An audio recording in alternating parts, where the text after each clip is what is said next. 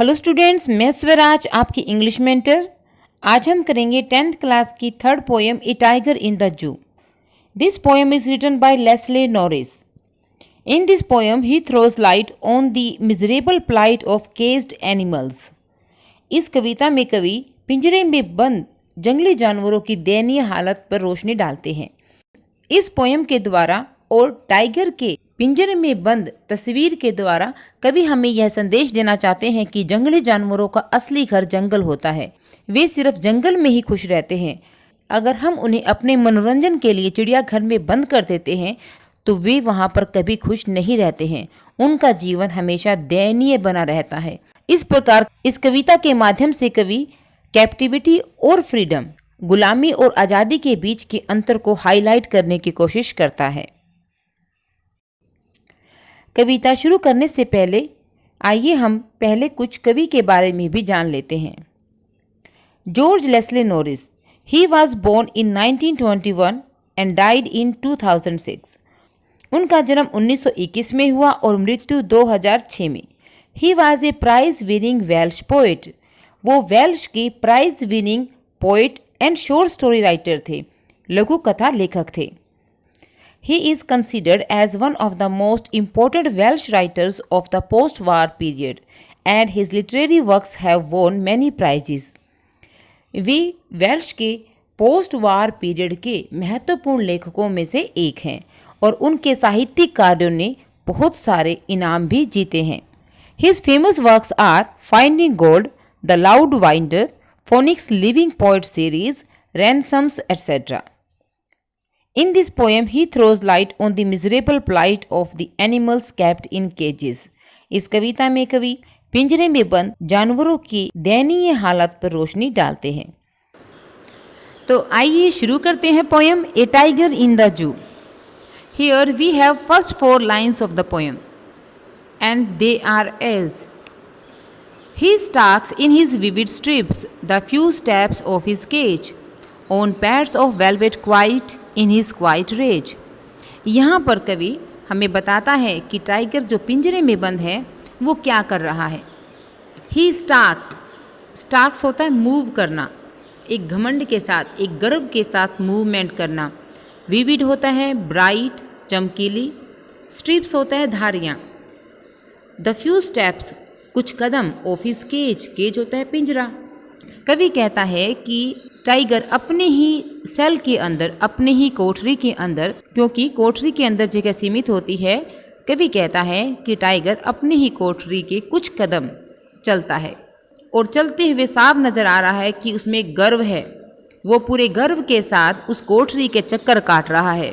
उसके खाल के ऊपर की धारियाँ साफ दिखाई दे रही हैं, जो उसकी पहचान है। तो वो अपनी धारियों वाली पहचान के साथ अपने ही पिंजरे के कुछ कदम बड़े ही शान के साथ, पूरे गर्व के साथ चल रहा है। On the pads of velvet quiet in his quiet raise.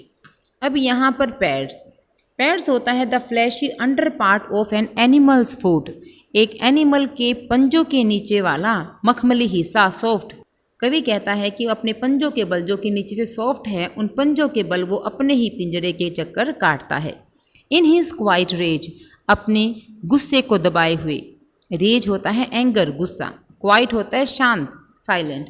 वो साइलेंट है, वो कुछ नहीं कर रहा है, लेकिन उसके अंदर गुस्सा है। उसके इस भाव को प्रकट करने के लिए कवि ने क्वाइट रेज का प्रयोग किया है। यहाँ पे ऑक्सीमोरोन का प्रयोग हुआ है, जो एक लिटरेरी डिवाइस है जिसमें 2 अपोजिट गुणों को एक साथ रखा जाता है। टाइगर गुस्से में भी है, लेकिन उसने शांति बनाई हुई है और उसी शांति के साथ वो उस पिंजरे में चक्कर काटता है। यहाँ कवि ने वह तस्वीर दिखाने की कोशिश की है जब एक टाइगर पिंजरे में बंद हो और वो क्या करता है। He should be lurking in shadow, sliding through long grass near the water hole where plum deer pass. यहाँ पर कवि टाइगर के जंगल वाले जीवन पर रोशनी डालता है कि अगर वो जंगल में होता तो वो क्या कर रहा होता। He should be lurking in shadow. Lurking होता है हाइडिंग, छिपते हुए।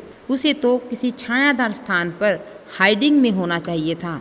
स्लाइडिंग, आराम से सरकते हुए। Moving smoothly through long grass, लंबी लंबी घास में से। नियर द वाटर होल, किसी पानी वाली जगह के आसपास। पानी के स्रोत के आसपास, वेयर प्लम्प डियर पास, जहाँ पर प्लम्प मोटी ताजी हिरनें गुजरती हो। अगर टाइगर जंगल में होता तो इस वक्त वो क्या करता?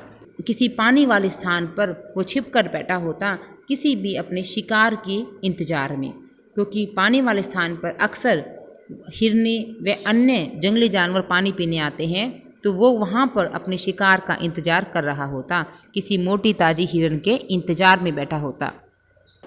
He should be snarling around houses at the jungle's edge. Snarling होता है ग्राउलिंग, गुर्राते हुए, अराउंड द हाउसेज, घरों के आसपास, एट द जंगल्स एज। कवि कहता है कि अभी तो टाइगर को जंगल के किनारे बसे हुए घरों के इर्द गिर्द गुर्राते हुए होना चाहिए था। Baring his white fangs, his claws terrorising the village, अपने सफ़ेद नोकीले दांतों को दिखाते हुए, अपने पंजों को दिखाते हुए, टेरराइजिंग द विलेज, गांव को, पूरे गांव को या उसमें रहने वाले लोगों को भयभीत करते हुए, टाइगर का जो प्राकृतिक गुण है उसका प्रयोग करते हुए, अपना प्रभाव दिखाते हुए होना चाहिए था। But he is locked in a concrete cell, लेकिन वो तो एक कंक्रीट सेल में बंद है। हिज स्ट्रेंथ बिहाइंड बार्स, उसकी स्ट्रेंथ बार्स के पीछे है। बार्स मैंने सलाखें। Stalking the length of his cage, अपने ही पिंजरे के चक्कर काटते हुए। इग्नोरिंग विजिटर्स, विजिटर्स को इग्नोर करते हुए, जो टूरिस्ट मेहमान उसे देखने आए हैं उसे इग्नोर करते हुए। इस कविता में कवि पहले हमें चिड़ियाघर का परिदृश्य दिखाते हैं, फिर हमें टाइगर के वन्य जीवन की तरफ ले जाते हैं और अब फिर वापस हमें चिड़ियाघर के उसी कंक्रीट कोठरी की तरफ ले आते हैं। कवि कहते हैं कि हालांकि उसे इस वक्त जंगल में होना चाहिए था, आज़ादी के साथ जीवन व्यतीत करते हुए, लेकिन टाइगर तो अभी कंक्रीट सेल में एक पक्की कोठरी में बंद है और उसकी पूरी ताकत सलाखों के पीछे है। इग्नोरिंग विजिटर्स, मेहमानों को इग्नोर करते हुए, क्योंकि वो विजिटर्स को, लोगों को, मेहमानों को अपनी पावर नहीं दिखा सकता है, इसीलिए वो उन्हें इग्नोर कर रहा है। कवि यहाँ पे उसके दयनीय हालात पर रोशनी डाल रहा है। He hears the last voice at night, the patrolling cars, and stairs with his brilliant eyes eight the brilliant stars. कवि कहता है क्योंकि वो कोठरी में अकेला है, आइसोलेटेड है, उदास है, उसे नींद भी नहीं आती और रात्रि में वो लेट तक जागता है और वो आखिरी आवाज़ को भी सुन लेता है। वो आखिरी आवाज़ होती है पेट्रोलिंग कार्स की। पेट्रोलिंग कार वो कार्स होती हैं जो पुलिस रात को गश्त लगाती है, उनकी कारें, और उनकी जो सायरन की आवाज़ आती है, यह टाइगर रात में उसको भी सुनता है। And stairs with his brilliant eyes eight the brilliant stars, और अपनी चमकीली आंखों से उन चमकीले सितारों को स्टेयर करता रहता है, घूरता रहता है, एक टक देखता रहता है। कवि ने इस पूरी कविता में टाइगर का मानवीकरण किया है, मानो उसमें मानव के सारे भाव आ गए हों, सारे एहसास हो, उसे पूरी समझ हो। कवि यहाँ कहना चाहता है कि शायद वो चीता इन सितारों को लगातार इसलिए घूर रहा है कि उसके मन में उम्मीद है, वो उनसे विश मांगना चाहता है कि काश एक दिन वो भी आज़ाद हो जाए और अपने आज़ादी भरे जीवन का आनंद ले सके, और शायद इसीलिए वो पूरी रात उन्हें ही निहारता रहता है, अपनी आशा भरी चमकीली आंखों से उन चमकीले सितारों को रात भर निहारता रहता है। तो कवि ने इस कविता के अंदर वाइल्ड एनिमल्स के, वन्य जीवन और चिड़ियाघर वाले जीवन में अंतर स्पष्ट करने की कोशिश की है। उन फ्रीडम और कैप्टिविटी, आज़ादी और गुलामी के अंतर के ऊपर रोशनी डालने की, उसे हाईलाइट करने की कोशिश की है। तो चलिए स्टूडेंट्स, अब जल्दी से हम इस पोएम की समरी भी देख लेते हैं। पूरी पोएम हमने पढ़ ली है और अब हम इसको समराइज भी कर लेते हैं, इसके मेन कंटेंट को। And here it is. The poem moves from the zoo to the jungle and back to the zoo. कविता चिड़ियाघर से जंगल की तरफ चलती है और फिर वापस चिड़ियाघर पे ही आ जाती है। The poem compares the life of a tiger in the जू with its life in its natural habitat. इस कविता में कवि टाइगर के चिड़ियाघर के जीवन की तुलना उसके वन्य जीवन से करता है। इन द जू ही हैज़ नो फ्रीडम। जू में उसके पास कोई आज़ादी नहीं है। He is kept in a cemented cell behind the bars. उसे एक पक्की कोठरी के अंदर सलाखों के पीछे रखा जाता है। The tiger is not happy. Tiger वहाँ खुश नहीं है। एंड इज़ क्वाइट एंग्री, और वो गुस्सा भी है। He could not show his power to the visitors. वो आने वाले लोगों को, देखने वाले लोगों को अपनी पावर नहीं दिखा सकता है। Therefore ignores them. इसीलिए वो उनको इग्नोर कर देता है, अनदेखा कर देता है। He hears the voice of the patrolling cars at the night, क्योंकि वो सीमेंटेड सेल में अकेला है, गुलाम है, वो रात भर जागता रहता है और रात की अंतिम आवाज़ जो कि पेट्रोलिंग कार्स की होती है वो भी सुनता है। पेट्रोलिंग कार्स मैंने आपको बता दिया था कि गश्त लगाने वाले पुलिस बल की गाड़ियाँ, जो रात को निगरानी करते हैं उनकी गाड़ियाँ, उनकी आखिरी आवाज़ भी वो सुन लेता है। He looks blankly at the stars, वो आसमान की तरफ देखता रहता है और सिर्फ सितारों को ही घूरता रहता है। The poet says that if the tiger were in forest, कवि कहता है कि अगर टाइगर फॉरेस्ट में होता, he would have been hiding himself behind the long grass near some water body, तो शायद वो किसी पानी वाली जगह के आसपास बड़ी बड़ी घास में अपने आप को छिपा रहा होता, in order to catch a plump deer, ताकि वो किसी मोटी सी हिरन को पकड़ सके। He would terrify the villagers, ऐसा कि उसमें प्राकृतिक गुण है तो वो उस गुण से विलेजर्स को, आसपास रहने वाले लोगों को डरा रहा होता। This is the central idea of the poem, ये कविता का सेंट्रल आइडिया है, मुख्य विचार। तो अब मैं आपको एक बात यहाँ बता दूँ कि अभी हमने समरी की थी और अब ये सेंट्रल आइडिया है और दोनों में अंतर होता है। समरी होती है किसी भी चैप्टर को, किसी भी पोएम को समराइज़ करना, उसके मुख्य अंशों को संक्षिप्त रूप में लिखना।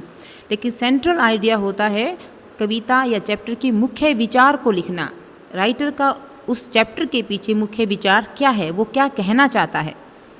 The poem a tiger in the zoo is written by Leslie Norris, ये कविता जैसे कि हमें पता है लेस्ले नॉरिस ने लिखी है। In this poem, the poet tries to depict the pitiful condition of a caged tiger. यहाँ पर कवि पिंजरे में बंद टाइगर की दयनीय हालात का वर्णन करना चाहता है। He compares the life of a tiger in the zoo with its life in its natural habitat. यहाँ पर जू में बंद टाइगर के जीवन की तुलना उसके वन्य जीवन से कवि करता है। The poet conveys an important message. कवि यहाँ पे एक महत्वपूर्ण संदेश देता है that the wild animals should be kept in their natural habitat, कि जंगली जानवरों को उनके प्राकृतिक आवास में ही रहने देना चाहिए, as they live happily in the forests, क्योंकि वो जंगलों में ही खुशी से रहते हैं। while they lead a miserable life in the cages, जबकि पिंजरों में वो बहुत ही दयनीय जीवन व्यतीत करते हैं। in the poem he heightens the contrast between freedom and captivity, और यहाँ पर कवि इमेजेस का प्रयोग करते हुए आज़ादी और गुलामी के बीच के अंतर को बहुत सुंदर तरीके से हाईलाइट करता है। स्टूडेंट्स, हमने पूरी कविता पढ़ ली, तो आइए अब हम देखते हैं इस कविता में कवि ने किस राइम स्कीम को फॉलो किया है। सबसे पहले हम लेते हैं स्टैंजा 1।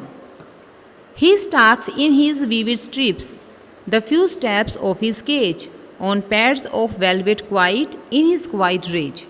अब हम हर लाइन के आखिरी शब्द को अंडरलाइन कर देंगे। अब उन्हें रीड करते हैं। स्ट्रिप्स, ये पहला शब्द है इसलिए हमने इसे नाम दिया ए। सेकंड लाइन के लास्ट शब्द को देखिए केज, ये ऊपर दिए गए शब्द के साउंड से मैच नहीं करता तो हमने इसे नया नाम दिया बी। थर्ड लाइन के लास्ट वर्ड को देखिए क्वाइट, क्वाइट शब्द की ध्वनि भी ऊपर दिए गए दो शब्दों से मैच नहीं करती तो हमने इसे नाम दिया सी। अब हम फोर्थ शब्द को देखेंगे रेज, क्या इसकी ध्वनि ऊपर दिए गए किसी भी शब्द से मैच करती है? जी हाँ, केज रेज, तो हमने इनको सेम नाम दिया बी। तो पहली स्टेंजा की राइम स्कीम हो गई ए बी सी बी। अब हम लेते हैं स्टेंजा 2। अगेन हर लाइन के हर पंक्ति के आखिरी शब्द को अंडरलाइन करें। पहला शब्द शेडो, ये पहला है इसलिए हमने इसे नाम दिया ए। सेकंड ग्रास, ग्रास ऊपर दिए शब्द की ध्वनि से मैच नहीं करता तो हमने इसे नाम दिया बी। थर्ड वर्ड देखिए होल, क्या ऊपर दिए गए किसी भी शब्द से इसकी ध्वनि मैच करती है? नहीं, हमने इसे नाम दिया सी। फोर्थ शब्द पास, क्या इसकी ध्वनि ऊपर दिए गए किसी भी शब्द की ध्वनि से मैच करती है? हाँ, ग्रास, पास, ग्रास, इन दोनों की ध्वनि, इन दोनों का साउंड सेम है इसलिए हमने इसे नाम दिया बी। तो इसकी भी राइम स्कीम हो गई ABCB। अब हम लेते हैं स्टैंजा नंबर 3। अब स्टैंजा नंबर 3 में भी हम हर पंक्ति के आखिरी शब्द को अंडरलाइन कर देंगे। फर्स्ट लाइन के आखिरी शब्द को देखिए, हाउसेस। ये फर्स्ट है इसलिए हमने नाम दिया A। एज, क्या ये ऊपर दिए गए साउंड से मैच करता है? नहीं, हमने इसे नाम दिया B। थर्ड लाइन के आखिरी शब्द को देखिए, क्लास। ये भी ऊपर दिए गए शब्द से मैच नहीं करता किसी शब्द से भी, वो हाउसेस है, एज है, ये क्लास है, तो हमने नाम दिया C। फोर्थ लाइन में है विलेज। ये ऊपर दिए गए किसी शब्द से मैच करता है? नहीं, हाउसेस, एज, क्लास, विलेज सभी अलग है, तो हमने इसे नाम दिया D। तो इस स्टैंजा की राइम स्कीम हो गई ABCD। स्टैंजा नंबर 4, लास्ट में है सेल। सेकेंड लाइन का लास्ट वर्ड है बार्स, थर्ड लाइन का लास्ट वर्ड है केज और फोर्थ लाइन का लास्ट वर्ड है विजिटर्स। फर्स्ट लाइन का सेल फर्स्ट है तो A नाम दिया। बार्स, बार्स और सेल अलग अलग हैं, ध्वनि अलग है, तो हमने नाम दिया B, अलग नाम। केज, सेल, बार्स और केज तीनों की ध्वनियाँ अलग है, तो हमने नाम दिया C। Visitors, cell, bars, cage, visitors, इनकी भी ध्वनि किसी की भी आपस में मैच नहीं करती। विजिटर की ऊपर दिए गए किसी भी शब्द से ध्वनि मैच नहीं करती, तो हमने इसे नाम दिया D। तो इस स्टैंजा की भी राइम स्कीम हो गई ABCD। पहले स्टैंजा की थी ABCB, सेकंड की ABCB, थर्ड और फोर्थ की दोनों की सेम है ABCD। Stanza number 5। Stanza number 5,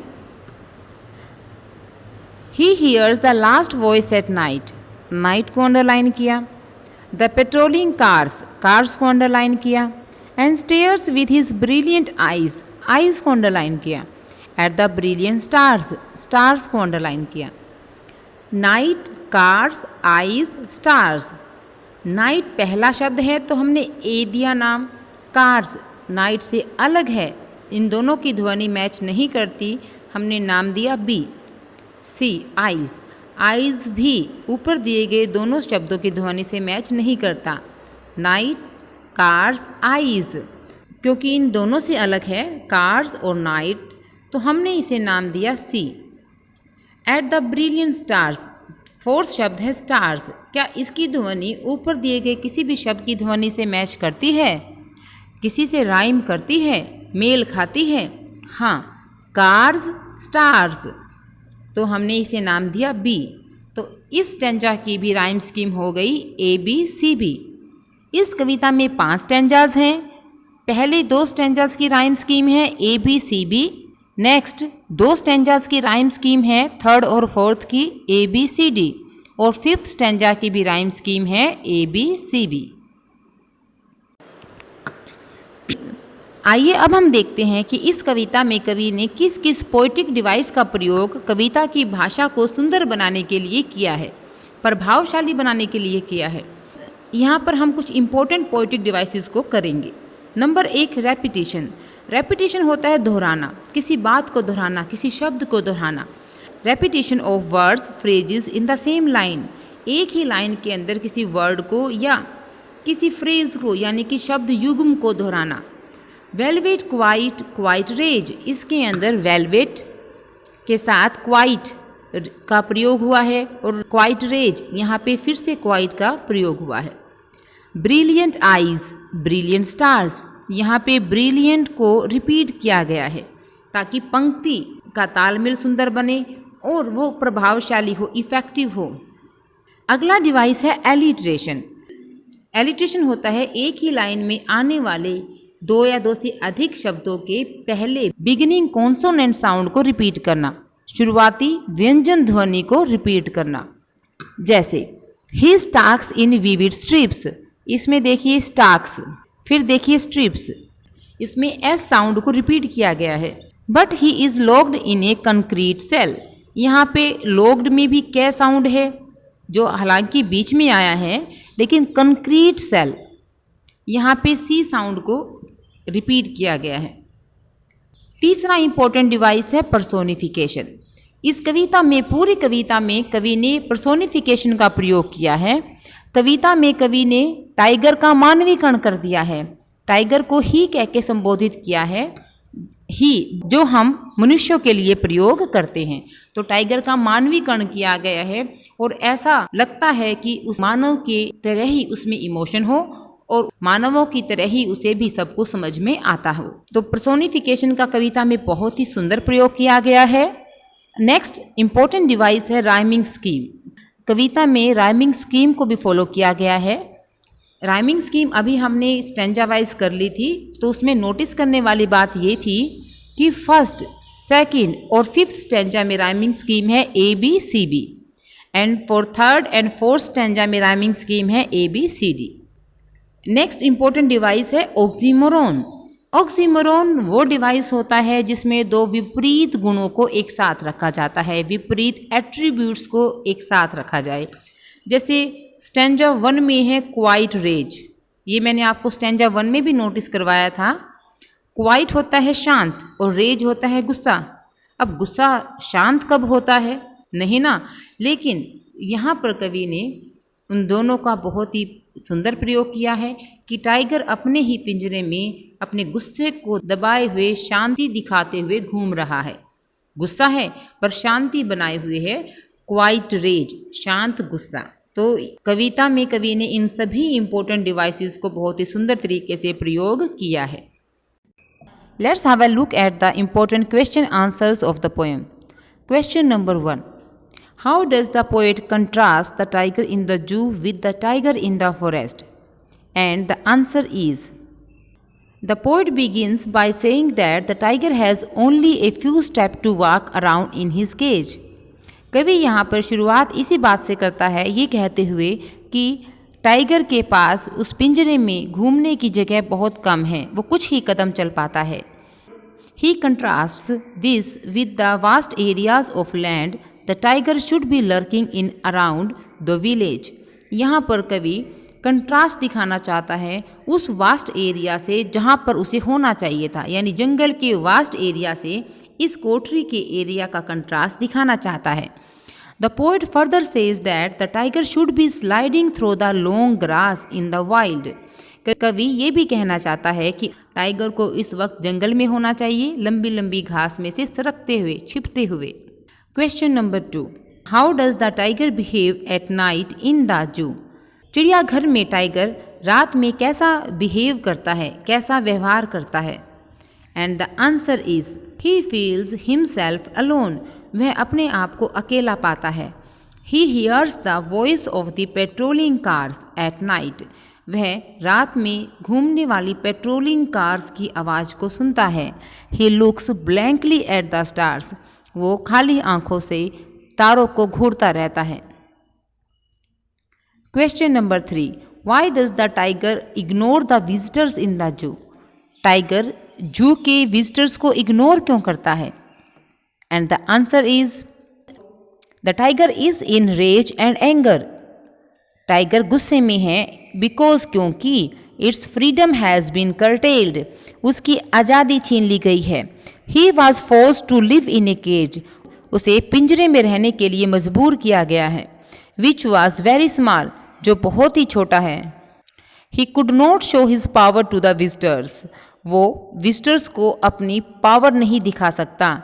therefore ignores them, इसीलिए वह उन्हें इग्नोर करता है। Question 4, what message does the poem a tiger in the zoo give? यह कविता हमें क्या संदेश देती है? And the answer is, the poet conveys an important message that the wild animals should be in their natural habitat as they live happily in the forest.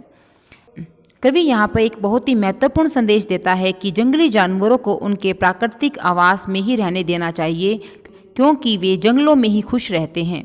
While they lead a miserable life in the cages, जबकि पिंजरों में वो बहुत ही दयनीय जीवन व्यतीत करते हैं। In the poem he heightens the contrast between freedom and captivity, इस कविता में कवि गुलामी और आज़ादी के बीच के अंतर को हाईलाइट करता है। फॉर इंस्टेंस, उदाहरण के लिए, the tiger in the poem longs to be in the jungle. उदाहरण के लिए कविता में टाइगर जंगल में जाना चाहता है। And he looks longingly at the shining stars in the sky, और वो इसी उम्मीद में, इसी इच्छा के साथ चमकते हुए सितारों को देखता रहता है। Question number 5, why does the tiger look at the stars? Tiger stars को क्यों देखता है? And the answer is, the tiger feels very helpless in the cage. Tiger पिंजरे के अंदर बहुत ही हेल्पलेस फील करता है। He stares with hope at the brilliant stars shining in the sky, क्योंकि वो बहुत ही हेल्पलेस फील कर रहा था, अपने को असहाय महसूस कर रहा था, तो वो आसमान में चमकते सितारों को इस उम्मीद में देखता है। He hopes for the day when he would be able to run free in the wild. वह उस दिन की उम्मीद करता है जब वो जंगल में आज़ादी से घूम पाएगा, दौड़ पाएगा। The brilliant stars thus provide him some sort of comfort. इस प्रकार चमकते सितारे उसे एक प्रकार का कंफर्ट प्रदान करते हैं, आराम देते हैं। Question 6, how does the tiger feel in the cage? पिंजरे में टाइगर कैसा फील करता है? And the answer is, the tiger is locked in a concrete cell. Tiger एक पक्की कोठरी में बंद है। ही इज हेल्पलेस, वह असहाय है। His strength is behind the bars, उसकी सारी ताकत सलाखों के पीछे है। ही वॉक्स स्लोली बट प्राउडली, वो बड़े धीरे धीरे घूमता है लेकिन पूरे प्राउड के साथ। ही remains quiet and does not show any interest in the visitors. वह बिल्कुल शांत रहता है और किसी भी विजिटर में कोई इंटरेस्ट नहीं दिखाता। यहाँ पर कवि कहना चाहता है कि आपने उसे सेल में बंद तो कर दिया है, उसकी हालत दयनीय भी है, लेकिन उसमें प्राउड है और उस पूरे प्राउड के साथ वह उस सेल के चक्कर काटता है। So students, this was all about the poem. I hope आपको ये पोएम अच्छे से समझ में आ गई होगी। वीडियो पसंद आने पर मेरे चैनल को लाइक एंड सब्सक्राइब जरूर कीजिएगा। Thank you very much for watching the video.